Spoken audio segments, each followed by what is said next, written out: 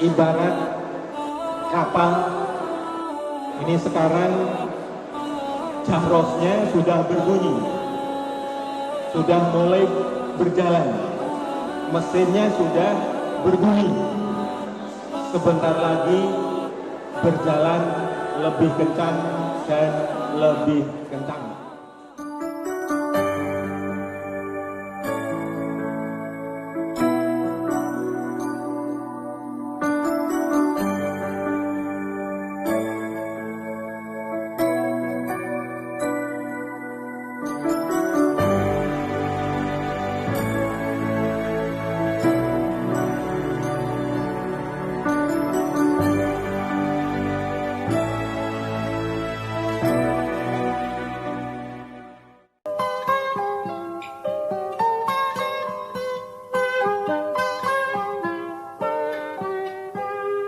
Pagiku cerahku, matahari bersinar, ku gendong tas merahku di pundak. Selamat pagi semua, ku nantikan dirimu di depan kelasmu, menantikan kami. Guruku tersayang, guru tercinta, tanpamu apa jadinya aku? Tak bisa baca tulis, mengerti banyak hal, guruku, terima kasihku. Nyatanya diriku kadang buatmu marah, namun segala maaf kau berikan.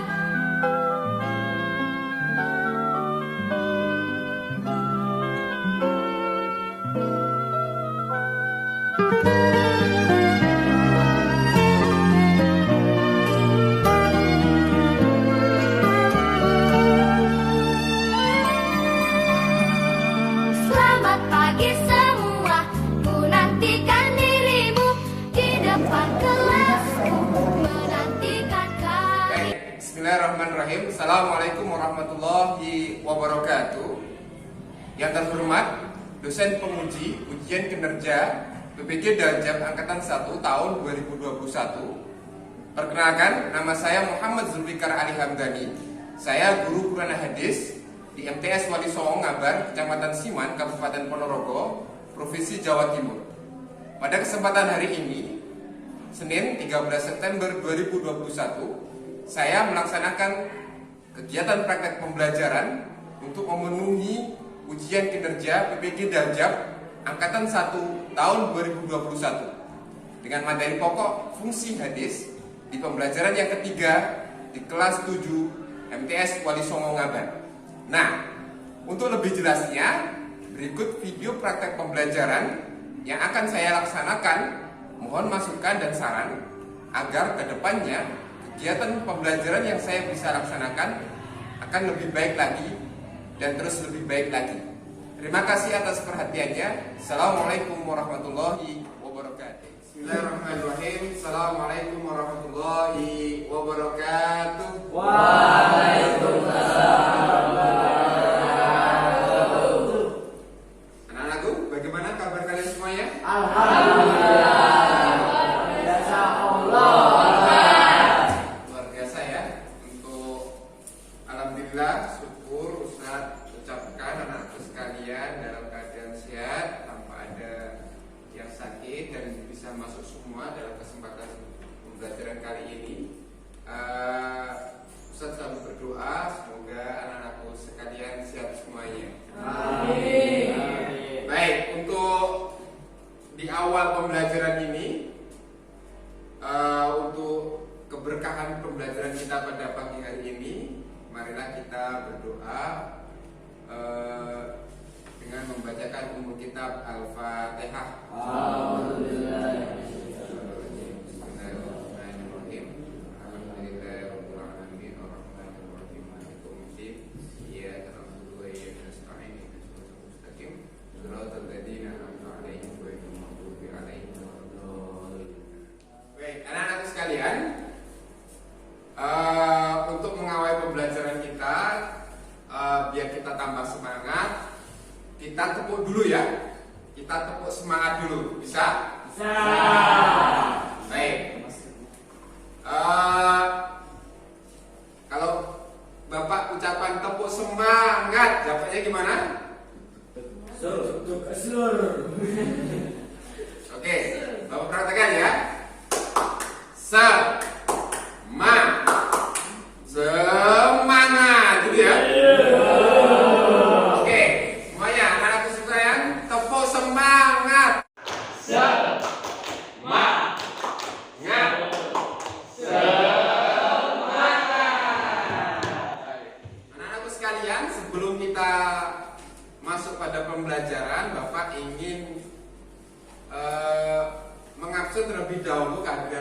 anak-anakku sekalian, apakah semuanya hadir atau tidak? Nanti yang Bapak panggil namanya silakan bilang hadir ya. Abu Zar Al-Ghifari, Agung Prasetyo, Ahmad Zikri, Faiz Ammar, Iqbal Nugraha, Muhammad Nabil Rabbani, Wahyu Alamsah, Julfan Aura. Baik, hadir semuanya ya? Baik, luar biasa, hadir semuanya. Baik, anak-anakku sekalian, Bapak mau bertanya pada kalian sebelum Bapak masuk pada pembelajaran kita pada pagi hari ini. Untuk materi minggu yang lalu apa anak-anakku sekalian? Al-Quran dan hadis, pengertian Al-Quran dan hadis. Masih ada yang ingat? Masih ingat ya pelajaran pada minggu yang lalu? Masih. Bahwasanya apa pengertian Al-Quran itu? Al-Quran adalah Alkitab, pembacaan ya. Kalau al-hadis adalah kalam Allah, suatu yang baru. Baik. Setelah kita mempelajari terkait pengertian Al-Quran dan hadis, pada kesempatan kali ini kita akan melanjutkan terkait pembahasan selanjutnya, yaitu terkait dengan fungsi hadis. Kalau kita kemarin membahas terkait pengertian hadis, apa itu hadis, maka pada kesempatan kali ini melanjutkan apa yang sudah kita sampaikan pada kemarin adalah terkait dengan fungsi hadis. Apa aja fungsi hadis yang ada dan kegunaannya untuk apa, fungsinya untuk apa, akan kita bahas pada kesempatan. Anak-anakku sekalian, bahwasanya Bapak harapkan pada kesempatan yang baik ini, pada pembelajaran kali ini, nanti Bapak harapkan selesainya materi yang kita akan bahas pada kesempatan pagi hari ini, kalian akan mampu mengakui kebenaran Al-Quran dan hadis dengan percaya diri. Kemudian kalian akan mampu menampilkan sikap tanggung jawab dalam berperilaku dengan penuh semangat. Kemudian anak-anakku sekalian mampu mendefinisikan pengertian Al-Quran dan hadis, kemudian menyebutkan fungsi Al-Quran dan hadis, kemudian memahami kedudukan dan fungsi Al-Hadis dan Al-Quran dalam kehidupan. Anak-anak sekalian, sebelum pembelajaran kita mulai, Bapak akan bagikan terlebih dahulu soal pretest ya, yang nantinya akan Bapak jadikan ukuran pemahaman kalian sebelum melakukan pembelajaran kali ini. Nanti di akhirnya akan ada lagi post test, dan yang nanti akan itu nilai itu akan menjadi patokan pencapaian pembelajaran pada hari ini. Baik, silakan dikerjakan pretest ini.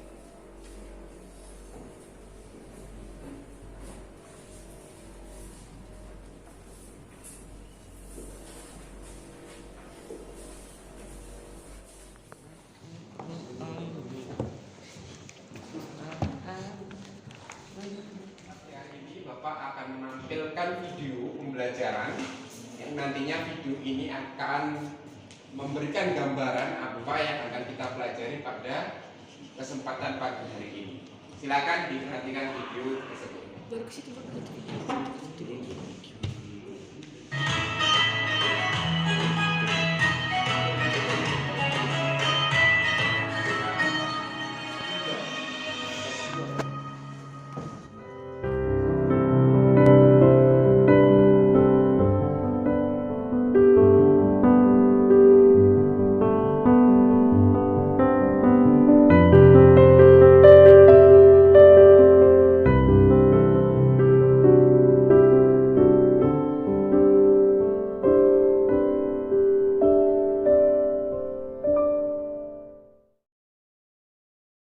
بسم الله الرحمن الرحيم الحمد لله رب العالمين الرحمن الرحيم مالك يوم الدين إياك إياك نعبد وإياك نستعين اهدنا الصراط المستقيم صراط الذين أنعمت عليهم غير المغضوب عليهم ولا الضالين.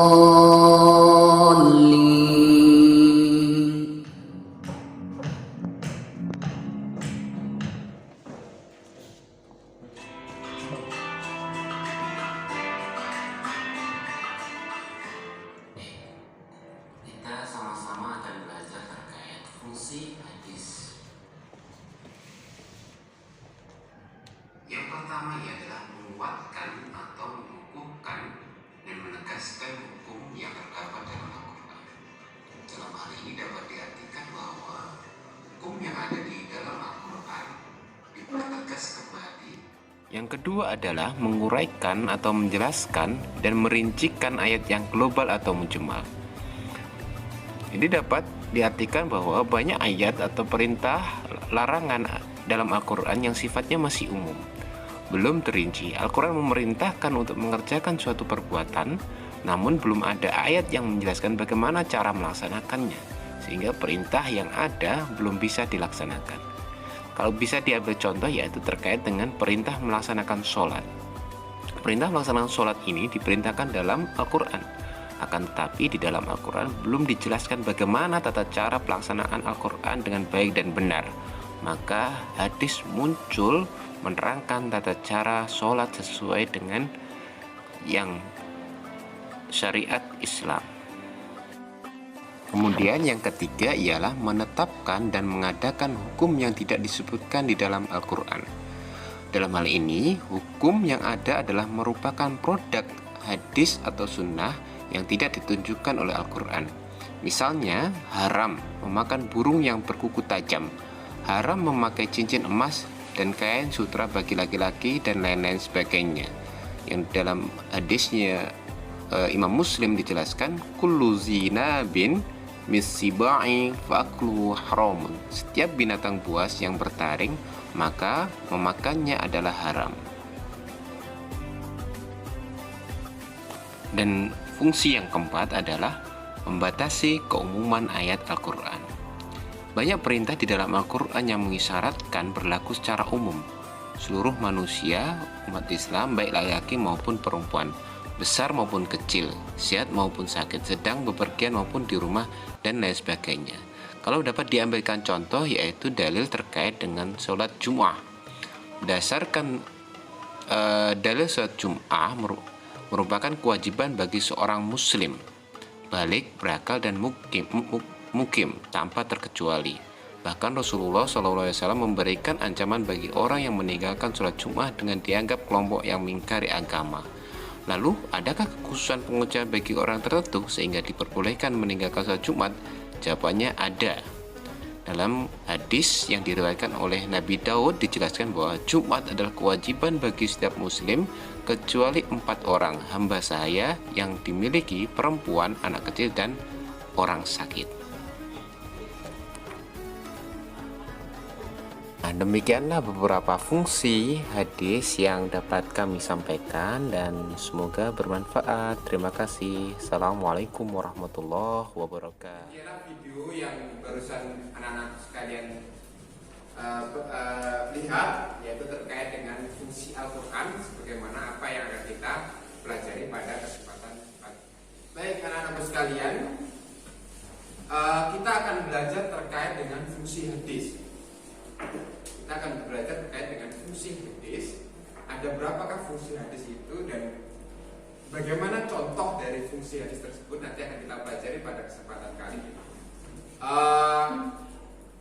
Untuk konsep pembelajaran kita pada kali ini, Bapak ingin berbeda. Bapak ingin mengenalkan pada kalian yaitu metode kartu, pembelajaran kartu.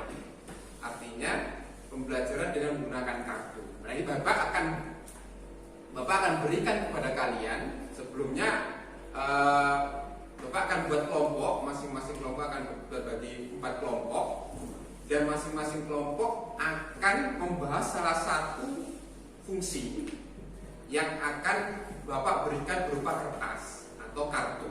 Nah, kartu itu nanti akan silakan dibahas dibahas, kemudian dicari materinya tersebut di dalam buku. Nah, kemudian kartu yang lain akan menampilkan contoh dari fungsi hadis tersebut. Jadi tugas kalian nanti di akhir setelah diskusi, kalian akan maju menempelkan kartu itu, kartu-kartu tersebut. Bapak sudah buat 2 kartu warna biru dan kuning. Nanti akan Bapak bagikan satu-satu ke masing-masing kelompok, dan masing-masing kelompok nanti akan membahas terkait materi dan akan menempelkan ke depan sesuai dengan urutan dari kartu tersebut. Ada dua kartu, yang satu adalah fungsi hadis, yang kedua adalah contohnya. Nanti yang di atas itu fungsi hadis, kemudian yang di bawahnya adalah contohnya. Kalian tugasnya adalah menempelkan sesuai dengan fungsinya. Bisa dami anak-anak ya? Baik, silakan buat kelompok.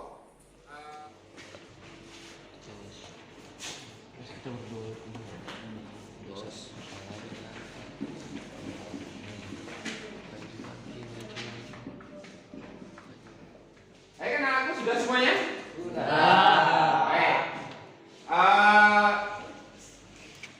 Kalau sudah, silakan masing-masing kelompok mempersiapkan perwakilan untuk maju ke depan untuk mempresentasikan hasilnya, dan nanti akan setelah itu menempelkan kartu yang sudah dibagikan tadi di depan sesuai dengan contoh sesuai dengan urutannya, sesuai dengan contohnya. Fungsinya apa, kemudian contohnya bagaimana. Silakan masing-masing kelompok untuk menempelkan dan mempresentasikan. Baik, untuk kelompok 1, siapa yang perwakilannya? Iqbal. Baik, Iqbal. Tepuk tangan untuk Iqbal.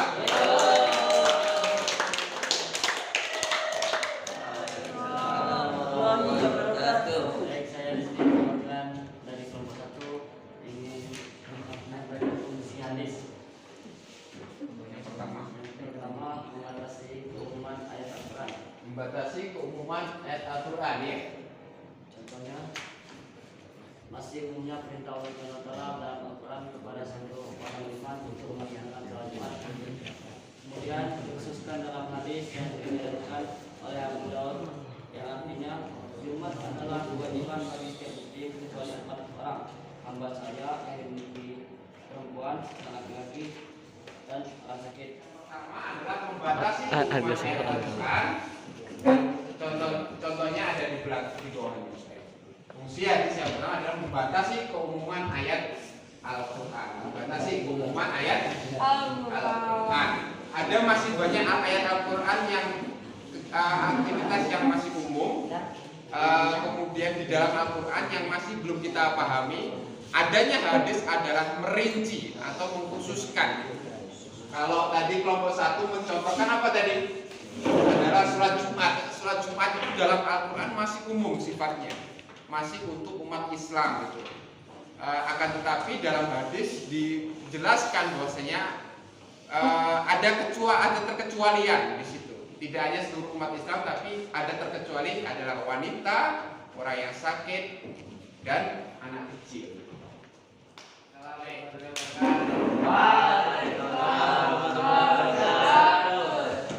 Dari kelompok 2 akan menjelaskan fungsi hadis. Perinci ayat Al-Quran yang mujmal. Perintah melaksanakan sholat, tidak dijelaskan tata cara sholat itu bagaimana dalam Al-Quran. Kemudian dijelaskan itu dalam hadis yang diriwayatkan oleh Bukhari, yang artinya sholatlah kalian semua sebagai kalian lihat aku sholat. Baik, silakan ditempel nomor 2. Fungsi hadis yang kedua adalah merinci ayat Al-Quran yang mujmal. Merinci ayat Al-Quran yang mujmal. Merinci ayat Al-Quran yang mujmal. Ya, tepuk tangan untuk kelompok 2.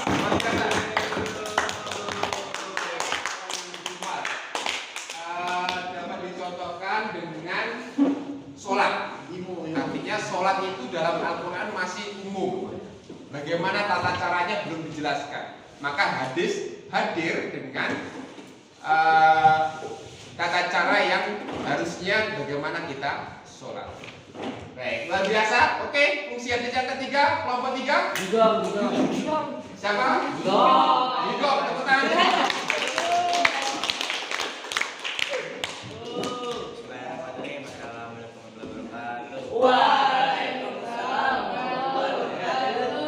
Akan membacakan fungsi hadis, mengumpulkan hukum yang sudah ada dalam Al-Quran. Perintah melaksanakan puasa contohnya perintah melaksanakan puasa. Dipertegas dengan hadis Nabi yang diriwayatkan Bukhari yang artinya sahabat bertanya, kabarkan kepada saya apa yang diwajibkan begitu yang berpuasa.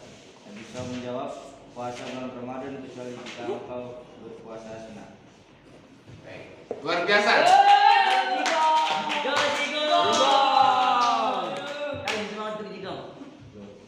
Baik, fungsi hadis yang ketiga adalah mengukuhkan hukum yang sudah ada dalam Al-Quran. Baik, contohnya adalah perintah puasa. Itu juga dipertegas di dalam hadis untuk berpuasa Ramadan. Baik, kelompok yang terakhir, kelompok 4. Tepuk tangan dulu.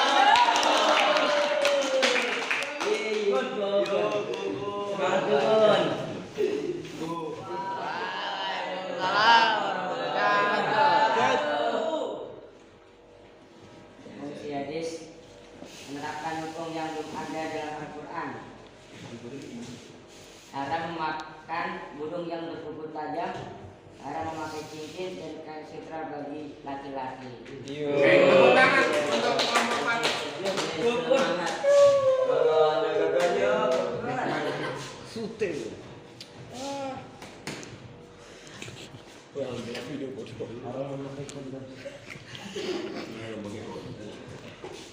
Oke. Kelompok sudah mempresentasikan dan menempelkan dengan metode kapsot, yaitu fungsi hadis adalah yang pertama adalah membatasi keumuman ayat Al-Quran, merinci ayat Al-Quran yang mujmal, mengukuhkan hukum yang sudah ada dalam Al-Quran, dan menetapkan hukum yang belum ada dalam Al-Quran. Kalian, sebelum kita akhiri pembelajaran kita pada kesempatan kali ini, adakah pertanyaan dari pembelajaran kita pada kesempatan kali ini? Oke, Dayat. Apa ya Dayat yang perlu ditanyakan? Arti dari mujmal. Mungkin anak-anak yang lain ada tahu arti dari mujmal?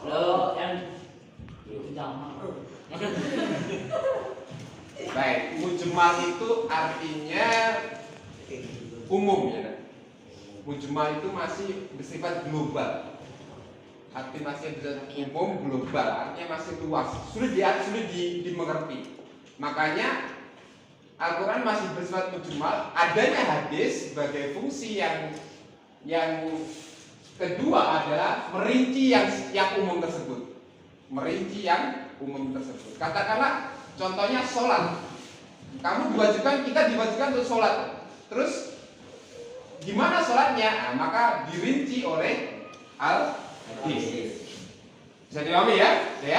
Yang lainnya? Baik, sekalian, luar biasa pembelajaran kita pada kesempatan kali ini terkait dengan fungsi hadis beserta contohnya. Silakan anak-anakku sekalian diperhatikan di depan dan dikeluarkan buku tulisnya, dan silakan ditulis apa yang ada di depan. Kemudian setelah itu anak-anakku sekalian pelajari, kemudian disiapkan untuk menjawab pertanyaan dari Bapak terkait pembelajaran pada pagi hari ini. Silakan.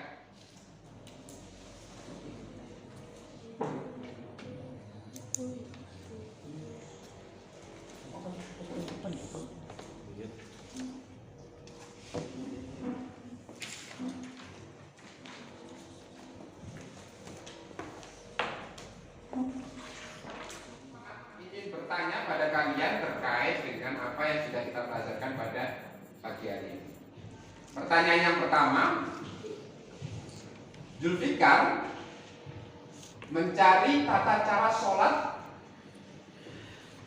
di Al-Quran. Akan tetapi Zulfikar tidak menemuinya, hanya menemukan terkait hukum diwajibkannya sholat. Kemudian Zulfikar mencarinya di hadis dan diketemukan cara atau tata cara sholat dengan baik dan benar. Hal yang dilakukan oleh Zulfikar itu mencerminkan fungsi hadis apa? Yang nomor berapa? Dayat? Nomor 2. Apa, Dayat? Merinci ayat-ayat Al-Quran yang mujmal. Merinci ayat Al-Quran yang mujmal. Benar ya, Dayat ya? Anak-anak sekalian, pada kesempatan akhir ini Bapak ingin membagikan lagi terkait dengan post-test. Bapak membagikan soal, silakan dikerjakan apa yang sudah kalian pelajari pada kesempatan pembelajaran kali ini. Dan post-test ini adalah hasil, nantinya akan menjadi hasil pencapaian pembelajaran kalian pada pagi hari ini. Silakan dikerjakan.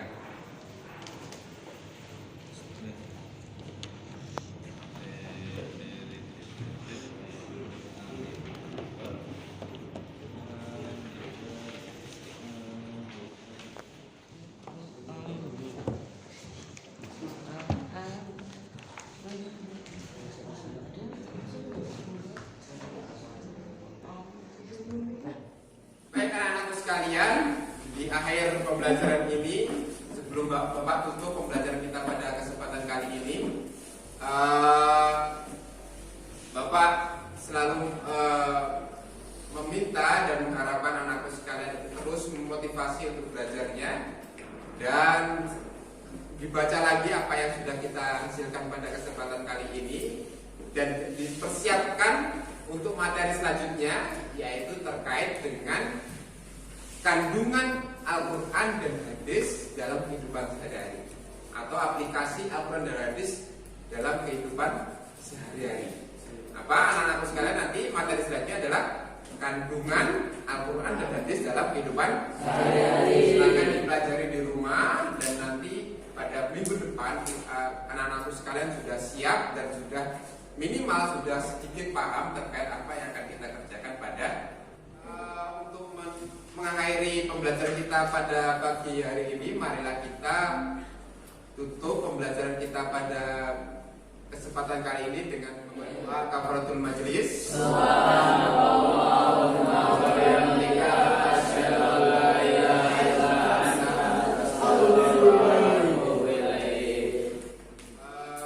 Mungkin itu yang bisa Bapak sampaikan pada kesempatan hari ini. Ada kurang lebihnya Bapak mohon maaf yang besar-besarnya, yang sebesar-besarnya. Billahi taufiq wal hidayah wa ridho wan inayah. Assalamualaikum warahmatullahi wabarakatuh. Waalaikumsalam warahmatullahi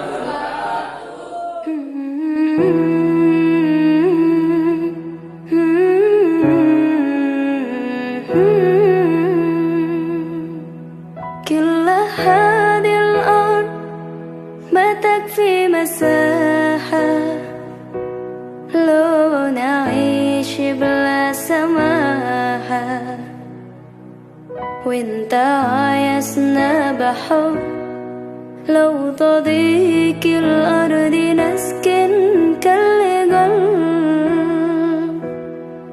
كل هذه الأرض ما تكفي مساحة لو نعيش بلا سماحة وانت عايزنا بحب لو تضيق الأرض نسكن